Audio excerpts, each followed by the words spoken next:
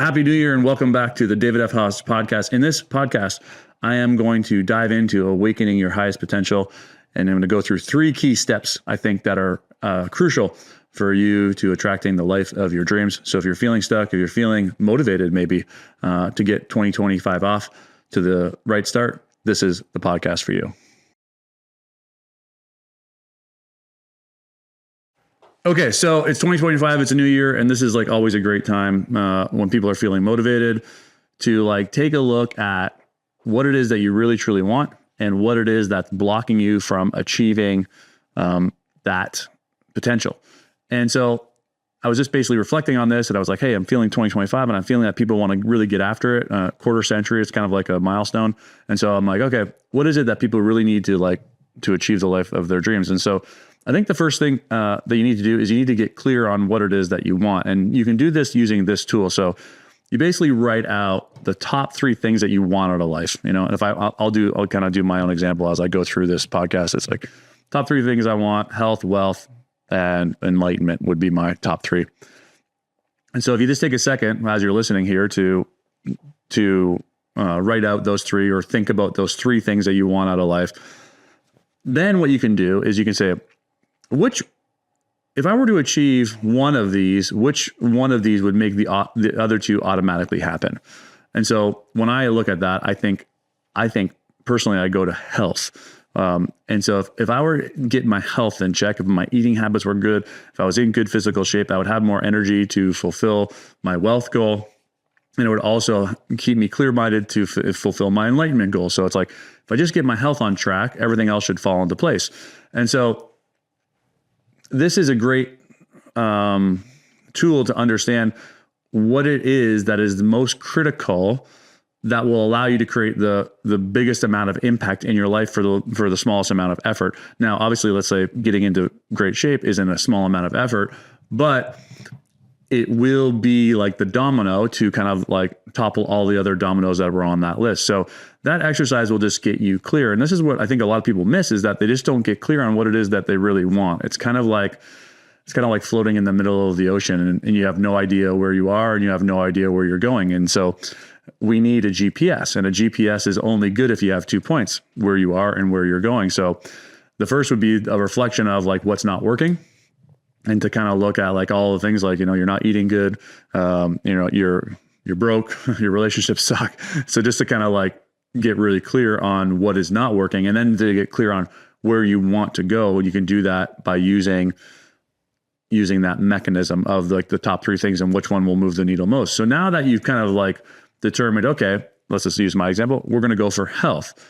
The next most important step, and this is step 2, is you need to set the intention to become healthy. And this is why the intention is so important, is when we truly align with an intention, everything that we need to fulfill that intention begins to flow into our lives. And I've talked about this example many times on the podcast, so I apologize if it's repetitive if you're listening frequently. But it's like last summer, I set the intention to break 80 in golf.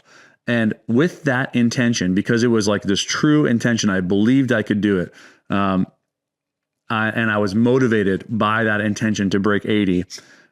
I just set upon a path to go out and break 80. And in that, the right coaches came, the right videos came, the right swing thoughts came. And even so much so where I was talking to an engineer friend of mine and we got into golf mindset talk, and he gave me some great tips about creating a routine that pulled me out of the stress of hitting, high pressure shots. And so everything that I needed flowed into my life, and I ended up breaking 80 multiple times. But then in the last half of my golf season, I had no intention. My intention was to play good golf, but it was like this loosey-goosey, kind of intention. And so I didn't really play good golf for the last half of the season. And it wasn't until the very last one of the last 3 rounds I played, like the third last round I played, where I was like, oh my God, I haven't set a new intention. And I said, well, why didn't I do that? And so my next intention in golf was to shoot par. But there was a sense of, I didn't believe that I was going to be able to do that. And so that's why I didn't set this clear intention. And so what you can see by this is twofold. One is you can recognize that if you don't have an intention, you're going to get loosey-goosey results. If you don't have a target or a GPS that you're headed towards, you're going to kind of end up nowhere. So that's number one. So we got to get a clear intention. Number two is, though, you got to believe that you can actually achieve that intention, right? And so if your intention is to make $1 million in a year, but you don't believe you can do it, then the intention might be to first make 100K, right? And so then as you fulfill that intention, then you have to align with a new intention, which would be make 200K or 300K, or let's just use weight. If like you're 500 pounds, it's like, and you have the intention to be 190 pounds, you might want to start with going to 400 pounds, if that all makes sense. So it's like making these intentions, you need to believe it at your core that you can achieve it. Okay. And so that aligned with setting a solid intention, everything that you need will begin to flow into your life so that you can get to your goal. So we got to have an intention. And then the third step is we need to step into the field. And I guess step 1 and 2 are really step 1. So this is really the second step. The second step is that you have to step into the field through consistent action. And if you follow along me on my Instagram channel, I've been trying to grow my YouTube channel. And so I set the intention to grow my YouTube channel. And with that intention, I set the first goal to be 1,000 subscribers, what I thought was like very easily obtainable. With that intention, I stepped into the field of doing small daily tasks. And this is where like AI is amazing. Like the how to do anything has already been revealed. Now, the funny part about it is it has always been available to us, but now it's kind of like really in our face with AI. It's available to us. And so the how to do anything has already been revealed. And so it is revealed through taking action, and is revealed now with ChatGPT or any other AI tool where you can just basically, what do I need to do to get into great shape? And it'll spit out a list of 1 million things. What do I need to do to become a millionaire? And it'll spit out a list of like daily steps that you can take. And so this kind of outline or guideline is what I was following to grow my YouTube channel. So over the course of like 20 days, I increased my followers by 42 followers. I only had 400, which is something like a 1,200% increase or something along those lines. And I was like, oh, I can have whatever I want. And this is something that I've been tuning into, is like, I can literally have anything that I want in my life. And so can you. By listening to this podcast, you're aligning with whatever it is that you want in your life. But the thing that is tricky is that as you step into the field and as you start to see these results, it's very easy to dismiss how easy it actually is to get whatever it is that you want, right?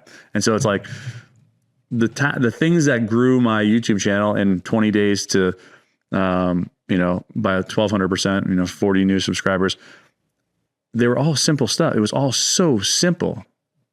The fact that it was so simple is what makes it so easy to dismiss. So let's get off the YouTube example. Let's look at health.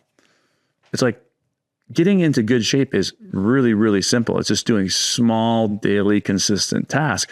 But the fact is, it's so simple, like something as simple as tracking your calories, right? You could do that. And then I know there's lots of like, you don't need to track calories and all this stuff, but like, let's just say you're using one simple tool, which is to track your calories. That literally takes maybe 10 minutes a day. But the fact that it is so simple is why we dismiss it, right? And so as you're in the field of growing your YouTube channel, of making $1 million, of getting into good shape, all of the answers that you need are going to be revealed to you through that consistent action, right?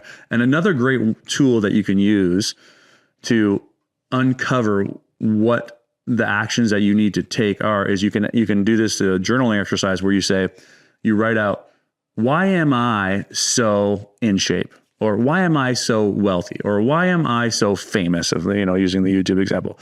And then just let the mind spit out all of those answers to you. It's kind of like tapping into the ChatGPT of collective consciousness. And so what you'll find is that if you write out, why am I so healthy? And it's like, because I work out every single day. I move my body every day. Because I meal plan, because I track everything that I put into my body, because I honor my body. And now you might start getting into deeper answers, because I love myself, right? And so now you can take all of these steps, and this is where ChatGPT misses it. It misses tapping into infinite intelligence. It's just tapping into general intelligence.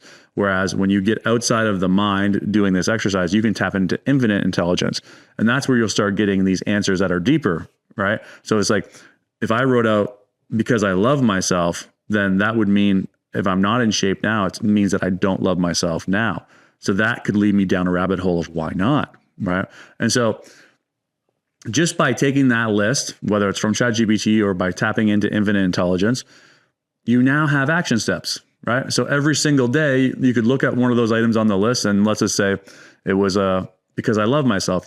You could do a 5-minute reflection on, well, why don't I love myself now, right? And just by staying in the field of wanting to get into better shape, all of the answers are going to be revealed, and you're going to say, well, that sounds like it's too easy. There's got to be more to it. And then no, there's not.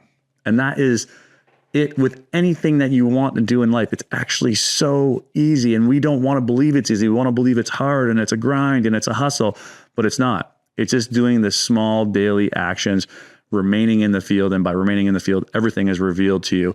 And so as you get connected to what it is that you think is going to move the needle most, as you step into consistent action, as you have this intention that you believe is obtainable, then what's going to happen is the third step is you are going to begin to move out of comfort and into discomfort. Okay. So like, let's look at some examples. So it's like, if let's just say you want to get into really good shape. So you're doing your daily task, your daily routine, you're getting up earlier to work out, and that is uncomfortable, but that one's a pretty easy one to push through. You push through that. Then let's say you lose 10 pounds, you start getting a bunch of compliments about how good you look. You start getting more attention from women. This makes your wife uncomfortable. Now your wife is starting to push back on you, and she's starting to be insecure. She's not as happy. That pushes a button inside of you. It is uncomfortable. And in that discomfort, the ego is going to come calling and saying, hey, let's go back to the way things were, where we were comfortable. And this is one of the ways that the ego tries to keep us safe. And if you don't know what the ego is, all it is just that tiny little voice inside of your head that has one function, which is to protect us. And so when we move out of comfort and we move into discomfort, in order to maintain the thing that we are trying to achieve, in order to stay on that path, in order to stay in that field, we have to begin identifying the discomforts that come up, and we have to start doing the work from within to lean into that discomfort. Okay. So the discomfort may be actual discomfort. Getting up at 5 a.m. in the morning to work out sucks, and that will be uncomfortable. That discomfort is actually easier to lean into than the discomfort that comes from being fit, let's say, right? Because that may come from envy. That may come from jealousy from your wife or your husband or your partner. Let's just look at wealth. I've recognized that I've had the ceiling of wealth. And every time I get above that ceiling, my ego unconsciously, without my awareness, begins drawing me back. And it may do so, like, for example, I was in this really great place of wealth. And I was like, holy cow, like I've kind of done it here. I have a great net worth. I got a bunch of liquid cash. I'm like, I've done it. And then I invested every single dollar that I had into Lungo Vita, right? Which is my retreat center. And so it put me back into discomfort. It put me back, it put me back into my comfort zone, which from the outside looking in would be discomfort, right? And so we have to be okay in a new level of happiness. And then in doing that, we're going to have to look at why we don't feel deserving of the wealth that we have. And if we haven't explored that, we may take actions that will send us back to what we perceive as our comfort zone. But from the outside looking in, anyone can see that it is a discomfort zone. But that discomfort zone has become our comfort, if you're following me along here. And so the ego is tricky, is what I'm basically getting at. It's not just that you're going to have to push through. It's not just that you're going to have to, maybe say no to friends and identify that you really need to be liked. And that's why you've said yes to everybody. Now you have to say no because you're focused on your goal. And so if you begin to look at all of these buttons that are being pushed, and that's what's going to happen as you step out of your comfort zone, buttons are going to be pushed. And if you continue to look at these buttons that are being pushed, and then you can say, well, what is it that I'm trying to avoid feeling here, right? Maybe it's sadness. Maybe it's, your partner's sadness that creates sadness for you. Maybe it's a sense of undeservingness or unworthiness. Maybe it's a sense of not good enough. These are going to be the things that start coming up as we move to this new version of ourselves. And in order to continue on the path of getting whatever it is that we want to get, you are going to have to face every single one of those things that come up. And every single time that you fall off is because you chose the ego way, right? The ego way is the comfort. The ego way is the safety. The ego way is the protection. And so every time you fall off of your habit, of your new thing, you know, let's look at the YouTube example. Every day that I didn't do the thing that I was supposed to do, and I allowed myself to be distracted or not pull away from my family, it was because I refused to look at the discomfort that I would have to face if I went down into the basement and worked on my YouTube for an hour. Okay. And so when we begin to realize that, we can just observe how these buttons are coming up. We can then look at what pain we're avoiding, and we can actually sit in that pain until it becomes our new comfort zone. And then that will allow us to achieve whatever it is that we want to achieve. So just to recap, you need to understand where it is you're going. You need to have that GPS. So like, what's the one thing that's going to move the needle most for you? You need to set an intention and believe that it's possible. Then you need to step into the field of taking daily consistent action. And then finally, when you're in that consistency, discomfort is going to arise, and we have to look at what this discomfort is that we've been avoiding our whole entire lives. And let me give you one personal example of this. So, you know, it's the new year. Today is actually January 1st. We're recording this podcast. And, you know, my big thing is like to get my health on track. And so this morning I woke up and I was like, okay, today's the day. I'm going to get my health on track. And my wife was in a bad mood, right? And I immediately felt the urge to go back to my old ways. I immediately felt the urge to, mine is like Coke Zero, to drink a Coke Zero, right? And it's because her discomfort, her mood, her being upset was making me feel like I'm not accepted. Let's just say, you know, I'm just analyzing myself on the podcast here. And so that feeling of not being accepted is not comfortable for me. And so I wanted to get out of that by going and drinking a Coke Zero or eating sweets or whatever that may be. And so like, this is how simple it could be. So now the second you align with what it is that you want, the universe, God, whatever, will show you what it is you've been avoiding. And it happened to me like this morning on first day of January. And so this is what will happen to you as well. But if you're aware of it and you're prepared for it, you can then say, now this is what I did in my example. I can then say, well, my wife's unhappiness is not my problem. And I have to be okay in her being unhappy. That is for her to process. The fact that I allowed her unhappiness to affect me is my problem. And that's what I have to look within. And so the little looking within that I did was like, oh, her being upset is creating dis-ease and discomfort in my household. And if my household is not comfortable, I want to go and seek comfort out there, right? But then all I had to do was sit in the discomfort, right? Sit in her being unhappy and be like, no, I can handle it. Right. And then when I could handle it, I no longer needed to go and find a solution out there to pull me back into my comfort zone. If that all makes sense, this is what you're up against. But it is the path to achieving your maximum potential. And if you're up to the challenge, there's no better time to start than the beginning of the new year. If you got any value whatsoever from this podcast, I would kindly ask that you hit that subscribe or like button. It really helps move this message along. And it also helps you keep you connected to the field of spiritual growth and moving up the scale of consciousness, which will ultimately lead to you living the life of your dreams.